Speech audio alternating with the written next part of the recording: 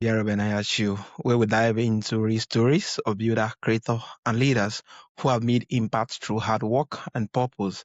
My guest today is Mike Swenson, a broadcast journalist turned public relations leader, crisis communicator, expert, and founder of Barclay Public Relations. He is also the creator of Crisis Track, a simple and effective system that helps business handle unexpected challenge with confidence. My career has spanned decades of helping companies not just survive crisis, but come out stronger. I'm excited to learn from his journey today. It's really a pleasure having you on the show, Mike. Thank you, Aro. Thank you for having me. I appreciate it. Yeah, thank you so much, Mike. So, Mike, what was it like growing up? Well, I grew up in the state I still live in, Kansas, in the middle of the United States. It was a good place to grow up, and went to school at the University of Kansas, which is in Lawrence, between Kansas City and Topeka. I'm in Kansas City now. Always wanted to be a broadcast journalist growing up. Our 8th grade teacher, social studies teacher in junior high, had us write a career paper. So I don't know, 12, 13 years old. And I said I wanted to be a broadcast journalist. Sports was where I started. I wanted to be a sports journalist, and I ended up in news. But I knew that's what I wanted to do. So I went to the University of Kansas, which has a very renowned school of journalism, and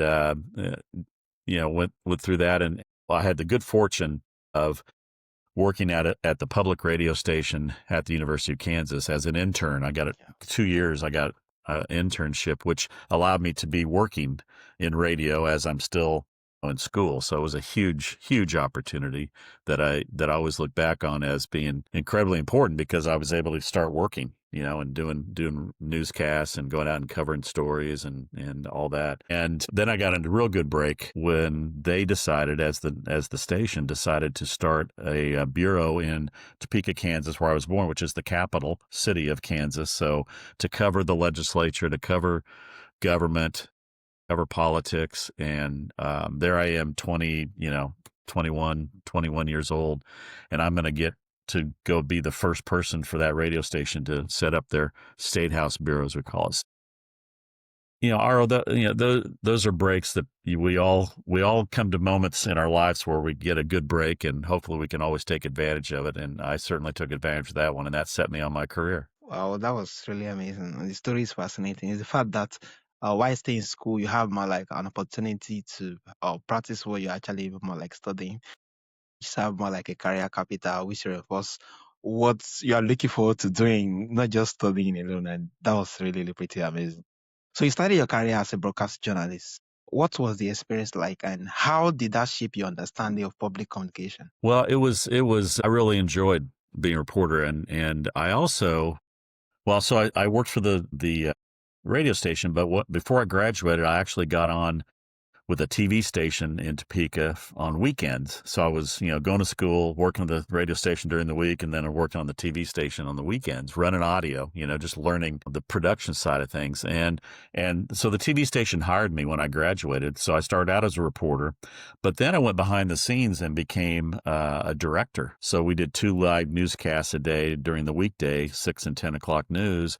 And I was the director who's calling the shots behind the scenes of what stories are running and all that stuff. And I actually enjoyed that more than reporting. I really did enjoy that. I always dreamed, back to my sports, I always dreamed if I could be a director of a huge sporting event like the Super Bowl or the World Cup, or giant sporting events where they've got 20 cameras and you got I thought that would be a lot of fun. I digress. I didn't do that. So but it was always in the back of my mind. But that whole 6 years of working for the radio and television stations really informed me about the media. And again, we're talking this is in the late 1970s and early 1980s when I did this. So this is, quite a while back. I was at the TV station when I first started there. We were still shooting film, 16 millimeter film. So each reporter, we all had our little Bell and Howell our camera that we shot film, and then we had a couple of professional photogs that would go out with us on big stories and stuff. But we, as reporters, we shot our own film a lot of times, and so learned how to do that, and that was fun. But I was there. We started out running film, then we went to videotape, and by the time I left the TV station, we were doing live television shots. So in there's where we had which is everybody, it's used to it now. but it was just starting then to be able to do a live shot, be able to stand out in front of the Capitol building and, do your story. So I was there at a critical time. My point of all that is I was there at a time when I saw TV changing, and TV was huge then. It was, way before the internet, way before social media. Television was king. And when CNN launched in that period of time and became a global, news source, not just in the United States, but CNN globally became a news source. And all of a sudden, you can turn your TV on and we can see a story from Nigeria. You can see a story from the United States. And all of a sudden, the world just keeps getting smaller and smaller. And that's mostly good. Sometimes it's better if we just kind of like take a chill every once, take a chill pill once in a while and just, but all in all, it taught me about, the communications was changing rapidly. And that's when I, it came to a big crossroads, a big fork in the road when I was approached by the press secretary to the governor of Kansas at the time. The governor's name was John Carlin, and Bill Hoke was his press secretary. And of course, I'd known Bill as a reporter. I was covering the governor, and Bill said, "Hey, my assistant press secretary is leaving, and I'd like to talk to you about coming on board." So I'm now at that big fork in the road. I've always wanted to be in broadcast journalism and in broadcasting, and I thought that's what I was always going to do. But I thought about it. My family had always been involved in politics in Kansas, Democratic politics, going back to my grandfather. And John Carlin was a Democrat in Kansas. And I made the decision to jump the leap to the other side, as my friends my reporter friends saying, "You're going to the dark side." I said, no, it'll be all lightness and shine, and we'll do it right. But it was a big decision. And so now for 5 years, because I went through helped him get reelected, and then I was his press secretary for the entire second term. Governors can, like the president here, the governor is also term limited to 2 4-year terms. But so now I'm press secretary to a governor. So now instead of covering the news, I'm helping to create the news and helping the governor really create the news and shape it and all that. So 11 years there, you put those 11 years together, 6 years as a reporter, producer, director, 5 years as a press secretary to governor. And that was my graduate school. I learned everything that would set me up for what I did next in those 11 years. Wow, that was really pretty amazing. And I could imagine more like the kind of energy that fills you then, being that it's a new career path and the fact that you actually more like put on the spotlight and a whole lot of things included in it. Because with me, I think growing up in village, we don't have television set, and I can remember a particular place where we go and watch. I know I would get beaten, but definitely I will still go and watch. It's amazing. So more like working with the secretary after journalism, you went to serve the press secretary of governor of Kansas. What were the biggest lessons you learned about leadership and handling pressure in the role? Oh, thank you for that question. It's a great question. I think one of the things I definitely learned in being press secretary was, in terms of leadership, was understanding that I had a unique role to play, and the people in the press office have a unique role to play, because yes, we are representing our client, the governor of Kansas. We're working for the governor and trying to get his messages out there about what he wants to do, what he wanted to do for the state of Kansas and all that. At the same time, though, we need to have very good relationships with the media. So it's a balancing act, because a lot of times, I know this won't come as a shock, but a lot of times people don't trust the media. And so, or a story is written or broadcast that, the governor didn't like. And so he, or, maybe somebody else in the administration is upset about it. And, they come to me and go, "What are we going to do about that?"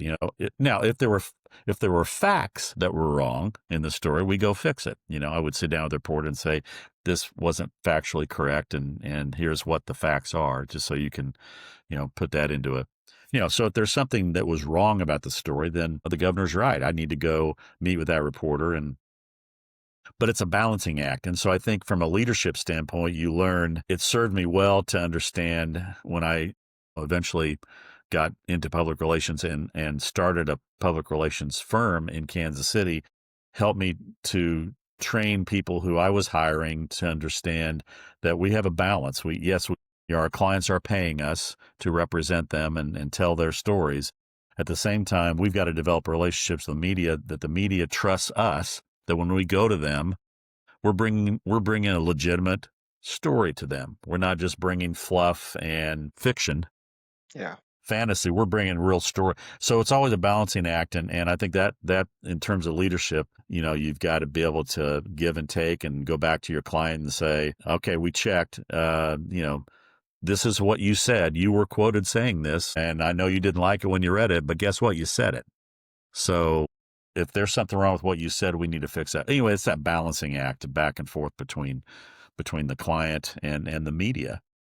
And of course, that's gotten, and we can get into this later, but it's gotten incredibly more complex as we moved into the internet and social media and email replacing, regular mail and all this stuff and just like you and I talked before we got on the air, here we are in two different continents speaking to each other, and this is just normal. Well, this wasn't normal in the 1980s, it was a lot. So I think that was one thing I learned. I think the other thing is watching the governor, how he interacted with us as his staff.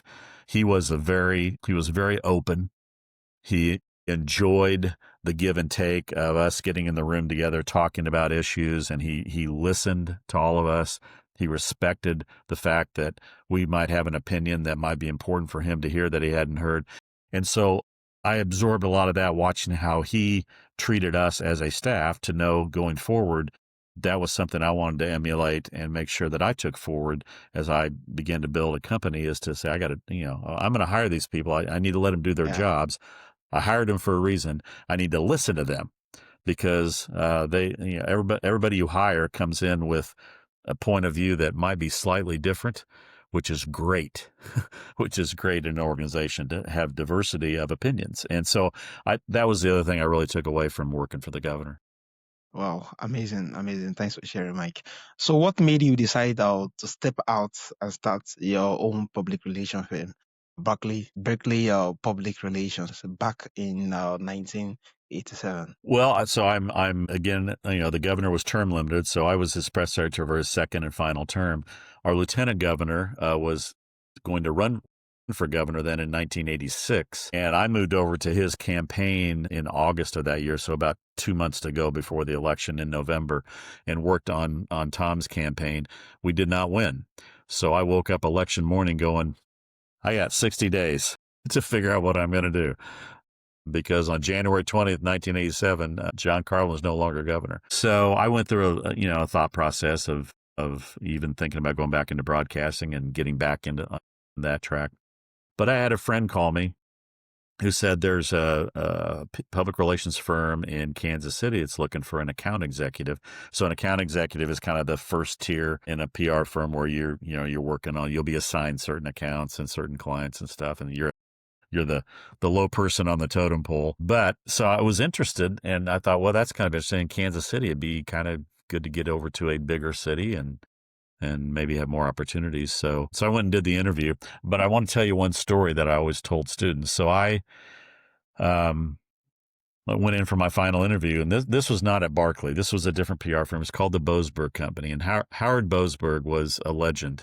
Unfortunately, he's no longer with us, but he was a legend in public relations, not just in Kansas City, but nationally as well. So to be able to get in to maybe work with that firm was going to be a big deal. So I went in for my last interview with Howard, and he basically was for him to offer me the job. They'd already decided they wanted to hire me, so he was there to offer me the job. He said, here's the job. It's account executive. You'll be assigned to these accounts, and here's your benefits, and this job pays $28,000 a year. And I said, well, it's great, Howard, and I really appreciate it. I want to work here, but I'm making $35,000. He said, well, that's great, Mike, but this job pays $28,000. And it was I would always talk to students about this. This is one of those moments where, again, you're going to come to a little fork in the road. Now you can think about the money, the finances, and understand that was a big deal. That's a big, but I took the job, and it was the best move I ever made, because it got me into a PR firm. I was only there for about a year, before I got the offer from Barclay and Evergreen. It was known as Barclay and Evergreen then. But I learned so much in that year with Howard Boasberg and with the team, the people that I worked with, the team I was a part of. Again, that was like interesting because now I'm part of a team. I'm not running the team. I'm not running the firm. Press secretary, I'm kind of running things now, but I'm part of a team. So it taught me that angle of how to be part of a 4 or 5 person team within one of the teams within the PR firm, to understand how you work together and cooperate and get things done as a team, making sure you're doing what you're asked to do, but also being able to offer up and say, what else can I do? Learning that as part of a team, and understanding that it's not just about doing the job you're assigned. It's about doing that job as well as possible, but it's also about what else can I be doing, and volunteering and making, helping. Again, I would talk to students about this. When you get your first job, don't just do what you're told to do. Always say, what else can I be doing? How, because that's how you learn. That's how you are able to move ahead. And so I learned a lot in that 1 year because I've been a reporter and a press secretary, and now I'm working on products. One of my clients was Pine Sol, which is it smells great. It smells like pines. Pine Sol, Breck shampoo. So all of a sudden I'm going, wow, I've learned some stuff that applies to a whole different world. And then I got the call from Barclay and Evergreen. It was an ad agency that started in Kansas City in 1963. So this is 1987, the end of 1987, when they called and wanted to start a PR firm. And I had a connection there, the guy that wanted to bring me over to help get that going. So I made the decision to go to Barclay and Evergreen in December of 1987 and started the PR firm there. And that's where I stayed for 32 years till I retired. Amazing. I think it's the fact that when you're actually more like you're actually about taking that PRO job, is the fact that how you look at it, the fact that you're going to kind of get another experience which is far different from what that one entails. And yeah, there's a big opportunity to be in that you're working with the biggest firm that ever exists that time, which actually more like add a whole lot of credibility to what you could do, and so you're already the big firm. And it's really pretty amazing hearing you share that story. So you have handled crisis management for major organization. What is one moment in your career that tested your calm the most? Yeah, we managed a lot of crises for clients. That was part of we did regular PR, promotional PR, and positive PR, but crisis was one of the 2 areas that we really kind of set out to be experts in and position ourselves. And that's when we created Crisis Track, the process that helps companies put a crisis planning process into place. We that started real interestingly enough. We were hired by a fast food chain in the United States. It was growing. It was only in about 15 states at the time. This is the early 90s. And they hired us to be their advertising and PR firm. So they hired the whole company. Because I'm building a PR firm as part of an ad agency. So there's creative, there's people doing ads and all that kind of stuff. And then we're doing PR. This company was growing rapidly. And the head of PR and I talked early on in the relationship. She said, I'm really concerned that we're not ready to handle a crisis. And the thing that, especially in the food business, any entity relating to food, whether it be restaurants or from the farm to the table, anywhere in the process of food, things can happen. And it can only take one small mistake to create a bigger crisis for the entire company or the entire brand. So she just, Nancy came to me and said, well, I'm just really worried. I said, well, let's get our teams in a room and figure out how to get you guys ready. And so we spent a couple days.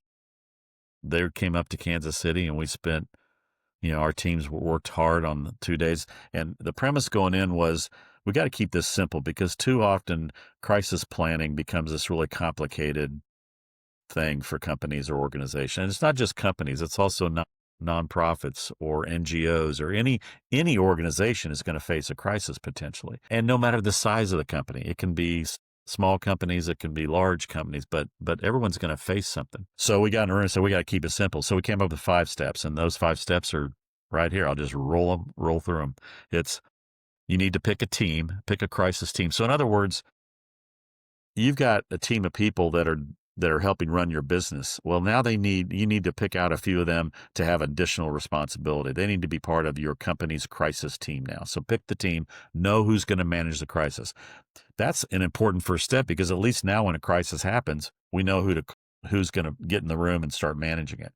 Second step is to understand all the things that could possibly go wrong with your organization. I mean, all the risks that can occur. And that's always an eye-opening experience, Aro, because if you and I are on the crisis team for a company, let's say you and I work together and we were selected to be the crisis team, you're going to come in with a list of things that can go wrong. I'm going to come in with my list from our different points of view, and some of them will overlap. You and I will have some of the same things, but we're going to have a lot of different ones too. Yeah.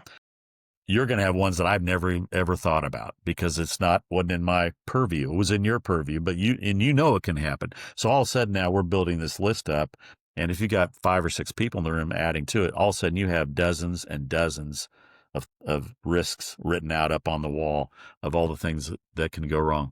And that's a sobering experience, because it's probably the first time anybody in that company sat down and thought about, well, what can go wrong? Because it's just not something we want to think about. Yeah. Okay, so now we got that. Now we at least know, okay, we can go wrong. Third step is, regardless of what the crisis is, and they're all going to be slightly different, but there have to be certain steps we're going to take that we're always going to take once a crisis begins. So let's map those out. Let's agree on what those first X number of steps are. Let's say it's 8 steps that we're going to do no matter what the crisis is. And then when you get into the managing the crisis, you've got to, come up with some new steps sometimes, depending on what the crisis is. So that's step 3.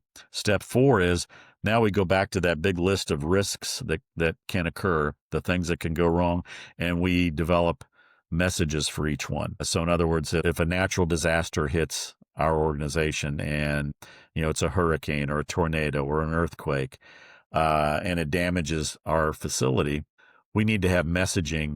I mean, what are we going to say to our key audiences? Answering questions like, how are we going to keep working? How are we going to keep serving you as our client and our customers? How are we going to make sure? And so we create those key messages. And why that's important is because, especially now in this day and age where we are instantaneous, and we're all journalists now because we got one of these, and it's instantaneous. So we need to have something ready to say, because the worst thing you can do in a crisis is not be visible right from the beginning, and at least have something. So that's it. 5th step is pretty simple. It's who's the person who's going to deliver all those messages. And we need to train them and make sure they're ready, and make sure that they're willing and able to stand up front and represent the organization during a time of crisis. 5 steps. There they are. And that's what we created in the room that day. And so I was talking to Nancy of this right afterwards. I said, hey, what we've done here is really cool. And if it's okay with you, I hope it's okay with you that we package this up and we're able to help other entities. She said, of course. She goes, you helped create it. So we created, and we called it Crisis Track with the TRAK, Crisis Track TRAK. And so that's what I'm doing now. And now that I've retired, is spending time trying to convince companies and organizations of all sizes that here's an easy way for you to put a crisis plan in place.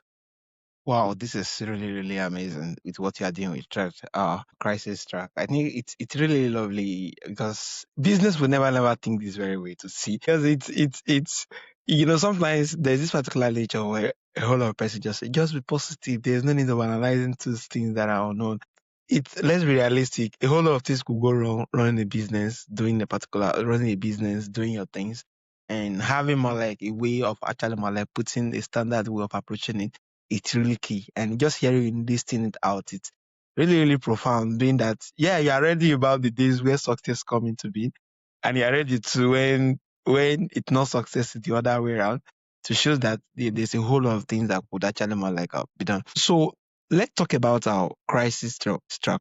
What inspired you to create it, and how can small business or local trade people benefit from it? Well, that's what I love about the simplicity of it, is that it is, and if people are so inclined, they can go to crisistrack.com, again, CRISISTRAK.com, and find their 9 videos that I produced that are up for sale for a very small price, to that spells out what I just did quickly, spells out in great detail.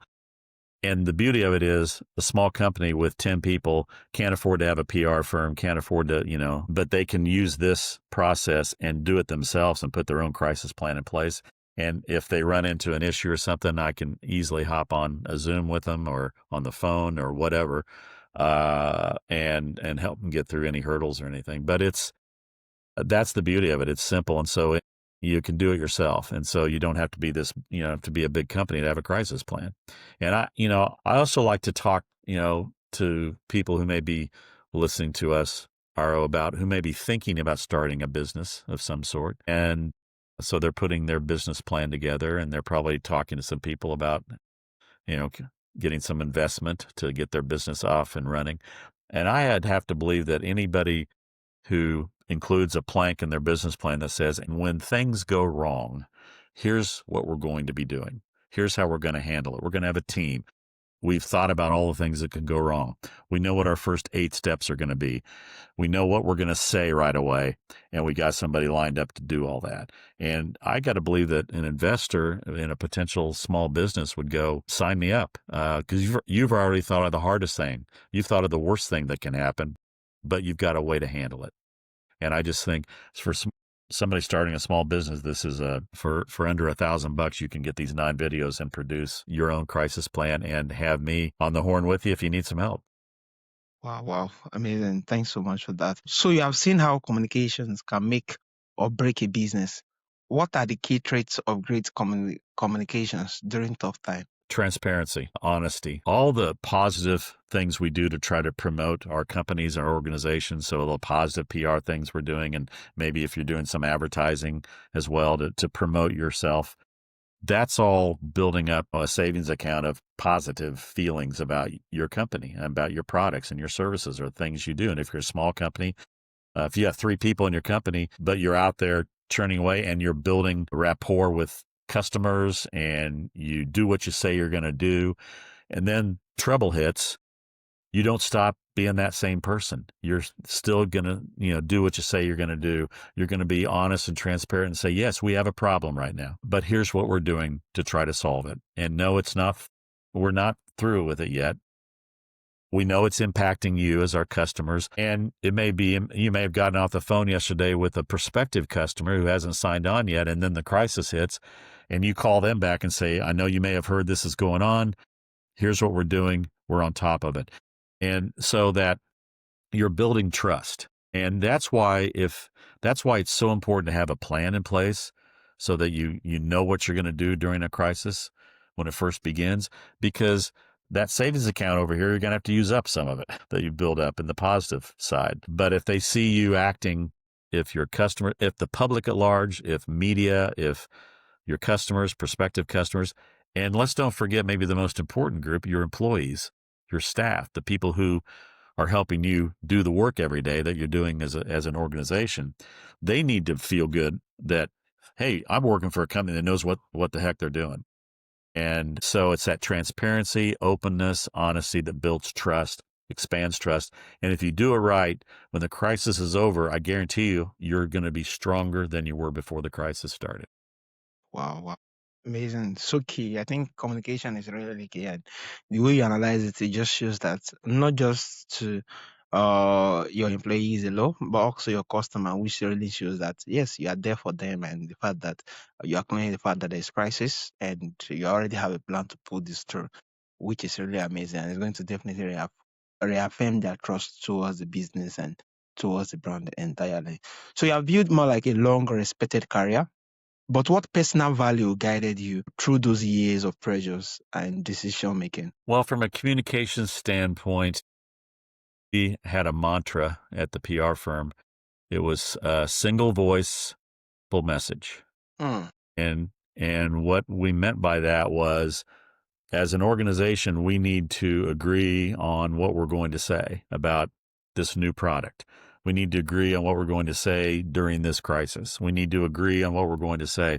And so that from the founder of the organization down to the newest hire, somebody that came on board a week ago in their first job, they understand that we're going to speak with a single voice and be, again, being transparent, being honest, all those good things, building trust, but it's okay to have a single voice.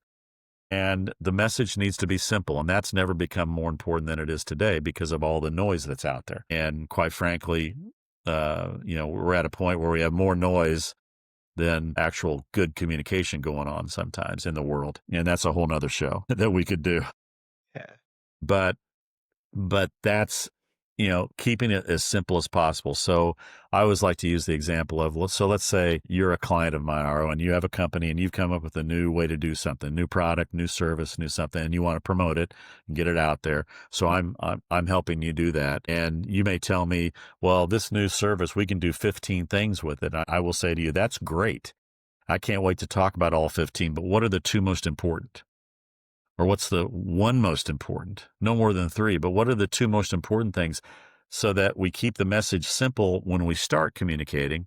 And then once you get people, we go out and we're selling this new service or this new product, and we get people to come and start buying it or talking to us about buying it, then we can talk about the other 12 things, but don't try to tell everything at once, So that was always how we kind of guided our advice to our clients was we want to come up with the right message and speak with a single voice, but we need that message at the beginning to be as simple as possible. Single voice, simple message.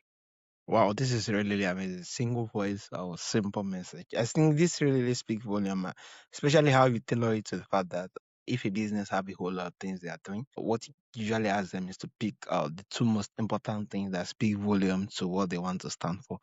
And I think it's very, very key because it's easier to sell customer and the rest of other things you have once they trust you on the two, compared to before they even come into the channel, they already saw a whole lot of different service. They will be left confused. And at the end of the day, not knowing where your authority is. And yeah, I just have it more like a single voice of what authority are built in a single perspective.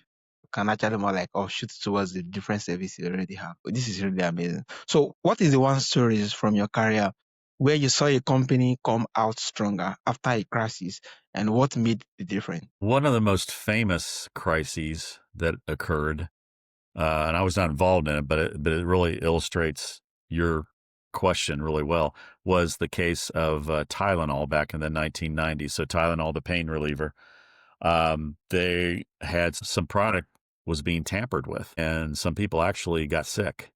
And so Tylenol made an incredibly difficult decision.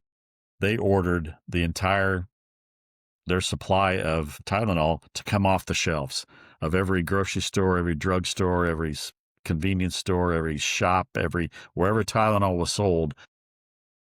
The owners of that shop were told to take it off the shelves until they could solve the problem, until they could find out what was going on. So, when you think about it, that's an incredibly difficult business decision to make because it's going to obviously cost money in the short term.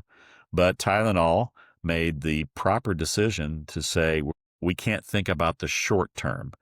First of all, we need to find out what's going wrong so we can fix it because people are getting sick from our product. And we know it's been tampered with because we know how we produce the product. So it's nothing we're doing in the production of our product. And so they did find out what was going on. They identified the people that were responsible.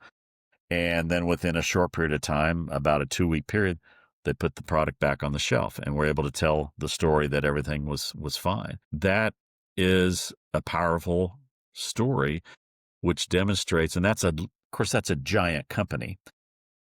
But if you have a small company that's just working in your local, city or town, the same thing could happen to you. You could have an issue where a product you have is being harmful. You don't know why, but you've got to find out why because it's your name up on the sign. It's your name on the brand in the store. So to be able to make that decision at a level like Tylenol, a global company, always was just really impressive to me. And so as we went through and would identify, we had a situation that was not our own doing. And that's another thing about crises crises can happen to you. You aren't necessarily responsible for the bad thing happening.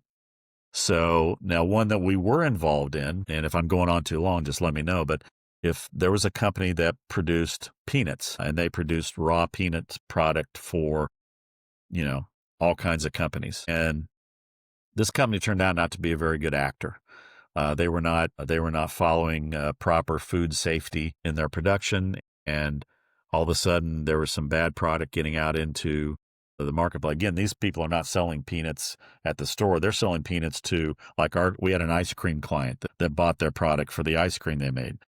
We had a couple of restaurant clients that used that product in in recipes they made to be served in the restaurants. And so all of a sudden now, and there were over 300 brands that were impacted by this company not acting, being a bad actor in terms of food safety. So now we have 3 clients that we have to work with to explain to our audiences, this has happened. You're tempted to say, but it's not our fault. It's not our fault. It doesn't matter. It's your name. It's your name it's your ice cream brand name in the store. It's your name on the restaurant, on the sign outside the restaurant. And that's so we had to have crisis plans for each of our clients to speak to this problem. Now, the good news is that peanut company went out of business, and they've been in business for decades. They went out of business 6 months later because of this huge crisis. They could not recover from it. Because the other big problem that our clients had to do, and the other 300 brands it was impacting, and we're talking big brands like Starbucks and all the Unilever and all their brands, huge brands were impacted, and they all had to go out and find new vendors. I mean, our ice cream clients still needed to keep making the peanut ice cream so now you got to go out and find new vendors. Well, everybody went out and found new vendors, and when those guys started to try to get their act together, it was too late. They'd lost all their business, and they were shut down. So that can happen. That can happen. And the fact that they were bad actors, they didn't have more like a plans for crisis management, and they couldn't actually more like show up and just fix it up, other than pushing the blame here and there, which business ought not to do. All right. So you have led the global team and local ones. What advice will you give to someone learning to manage people and build trust as a leader? Oh, it's a great question. Well, I as I said, I learned in working with the governor, watching how he interacted with us as a staff and respected us and respected our opinions, even if it was an opinion that he didn't agree with. And so I tried to take that as I began to build a team out. We were never a large firm. I think the most people we ever had over the 32 years, we had about 30 people at one time. We were pretty much like about 20 people as we rolled along. So that was so I always had about 20 people that that were my colleagues and I was working with. And that's the other thing is, I tried to never say they work for me. I try to always say they work with me. And it's a small word, a big difference. And so I always tried to do that as just those little things like that. These are my colleagues, and you hire people because they went through the process, and you were interviewing 4 or 5 people, and you picked this one person as the best of that group at that time for reasons. So they were going to bring something into the party. They had experience that we needed that we didn't have on the team. They had come from a different point of view. They had some they're bringing in some diversity to what we had, and so we want to trust them. And so we always tried to build a culture of trust and respect and fun. It's it's not rocket science what we're doing and running a PR firm, but it's important work. And as we got into crisis work, and then we became experts in cause marketing, where we would partner corporations with not-for-profits to do good and create a lot of great programs that lasted a long time. And so we could be proud of all the work we did. But in some cases, like with cause marketing, we were helping to solve an issue, whether it be breast cancer or public school teachers not getting paid enough. And we had a client that put a program together to help give extra money to public school teachers so they could, do things in the classroom that they wanted to do because they didn't have enough money in the school system to get them what they need. So we had programs that we created with corporate clients and nonprofits to help make good things happen. And so when you're doing work like that also is something that sells you to people who want to work for you because they want to come in and be a part of that. And So, but let's have some fun while we're doing this good work too. And so we would always make sure we took time to, have fun and do some fun things and go off and do little field trips and do stuff that was, sometimes it was giving back, and sometimes it was just let's go to a ball game. Let's go to watch the Royals play baseball. And let's have a fun night out. And the work will be there tomorrow, but let's go enjoy a couple hours. And that's where you build. I mean, one of the things and this is my final point on this. One of the things I'm most proud of, besides the work that we did in the PR firm, is that there are people who created lifelong friendships when they worked together. And there's a group of women who worked for me at the very beginning in the first 5 to 10 years. They still get together 3 or 4 times a year for dinner. Wow. I finally said to him once, I said, you should invite me. You wouldn't even know each other if it wasn't for me. So I played that. I did. I got invited once. So no, but I mean, I was so proud of that people created these lifelong relationships because you spend as much time with your work colleagues sometimes as you do your family, and both are critically important. And I think that's the other thing we tried to do, is provide that balance to make sure people could spend, as we were hiring young people and they were starting to get married and they're starting to have families. We always wanted to make sure that they had enough time to be present with their families too, Amazing. This is really lovely and a lovely way of seeing business. Not just as there to just make money and do other things, but to reinforce relationship and make money out of it and see it as fun as we're part of community, making things better. And the same way, it's actually more like making ourselves better. Yeah, it should be more like, how will I say it now? More like a marathon where we are getting to know each other and doing things better, not as a race, competing with ourselves. And at the end of the day, once you're out of the business, it becomes more like there is no friendship, there is no relationship, there is no. Yeah, this is really a lovely way of saying it. So finally, after those years of helping others through challenges, what does success means to you now? Well, specifically about Crisis Track, success means that I've got something out there that hopefully people can take advantage of and helps solve an issue for them. But more importantly to me right now, success is I'm proud of what I've accomplished in my career. I had some very good breaks along the way, made some decisions that worked out well. So I'm proud of that. I mean, now we have, my wife and we have 8 grandkids, all the way from 6 years old to 25 years old. And then the oldest one's getting married next year. And so we're spending time with our grandkids and doing some traveling and just staying connected. I think we all went through an incredible ordeal a few years ago with the pandemic. And I think if there's anything good that could come out of something so bad, I feel like we all realized that we need to stay connected, because we couldn't connect the way we wanted to always during the pandemic. We couldn't always get together. We couldn't always be in the same place. But I think I certainly did in my groups of friends and everything. But I saw it happen all over the world, that people found ways to stay connected during that pandemic. And I think the silver lining of that is things like this, where podcasts have been created like yours to help bring people together and talk about things that matter and have some laughs and a good time while we're doing it. But it's a way that, it's a great way for us to continue to expand our, the people that we get to know. I mean, you and I now know each other, and who knows what may happen with that. Maybe nothing, but maybe something, but the point is we know each other.